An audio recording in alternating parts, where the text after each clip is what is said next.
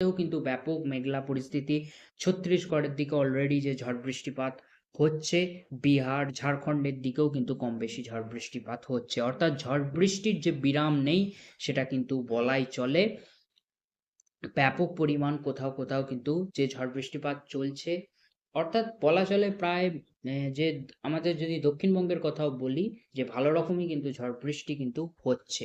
এবার আমরা চলে যাই একেবারে রেন থান্ডার মোডটায়, এবং আমাদের এখানে ১৩ই আগস্ট অব্দি কি আপডেট উঠে আসছে সেটা দেখিয়ে দিই।